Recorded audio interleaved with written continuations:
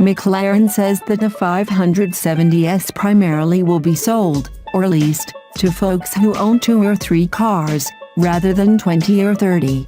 It's a car intended more for the street than the track, so it includes niceties such as door pockets, a glove box, and vanity mirrors. An optional front axle lifter helps clear speed bumps, while the electric steering column adjuster flies in the face of McLaren's fastidious weight-saving efforts. The brand's core DNA is preserved with a carbon fiber tub, 7-speed dual-clutch automatic transmission, and twin-turbo 3.8-liter V8 common to the P1 and the 650S. To drive a distinction between its pricier offerings, McLaren emphasizes that the 570S is a sports car, but those dihedral doors don't lie.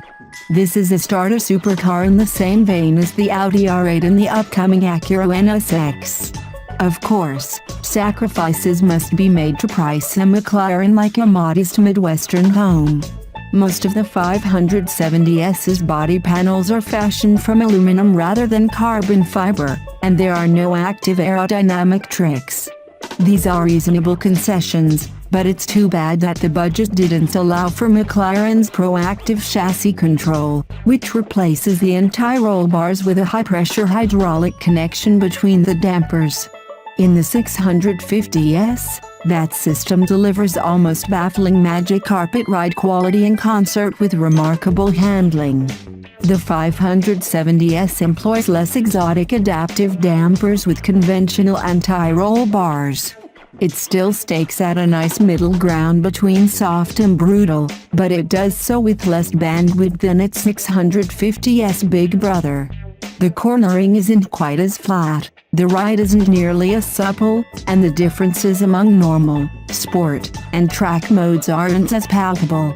Around the Algarve International Circuit in southern Portugal, the 570S floats over blind crests and tucks into hairpins with a preternatural calm. It breaks downhill with its tail faithfully following the nose and tackles triple-digit speeds with all the drama of a highway cruise. Yet at corner exit, the 562 HP car repeatedly antagonized us by being too docile. With the steering wheel pointed straight and our foot flat to the floor, the 570S puttered away from corners at a minivan's pace until, 1, 2, 3 seconds later, our aggravation growing, it suddenly became an explosion of power and speed. This is not turbo lag. McLaren's small displacement V8 conceals its turbochargers in a smooth, linear surge that extends beyond 8,000 revolutions per minute. Calling the 570S, with its 562 horsepower and 443 lb-ft of torque, the least powerful McLaren is akin to calling a rattlesnake the least deadly viper. A less powerful McLaren, the 540C, in early 2016, is not destined for the US.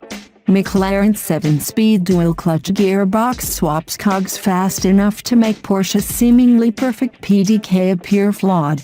When we get a chance to strap our test gear onto the McLaren 570S, we're expecting a 3.1-second shot to 60 miles per hour and a quarter-mile run in less than 11 seconds. The problem is a traction control system that rules with the leniency of Stalin. Whereas track mode deactivates the nannies in the 650S, the 570S isn't free until you separately thumb the new stability control button. In dynamic mode or with the ESC fully defeated, the intensity of both the powertrain and the chassis rose to our expectations. Looser and more rambunctious, the 570S masked its penchant for understeer with easy, graceful power oversteer on corner exit and full thrust on the straights. Even shot an optional Pirelli P0 Courses, the 570S doesn't feel like a car with phenomenal grip, and we're okay with it. A little bit of slip makes the car more accessible and more enjoyable without tripling the speed limit. Besides, McLaren stresses that the 570S is first and foremost a street car. True track-oriented variants are inevitable. It's not surprising, then, that the McLaren 570S is best relished on winding roads. Within the confines of its limits, the 570S perfectly traces the driver's intentions. It chains corners together and bounds over busted roads with a cool poise and a seamless fluidity. However, if the presiding criticism of McLaren's 650S is that it's a bit remote and unfeeling, the 570S won't rewrite the brand's reputation. The steering is alert and turn-in is instantaneous, but the assist is flat, never really building with cornering load and feedback is minimal. But beggars can't be choosers, and the budget supercar segment includes only a few choices.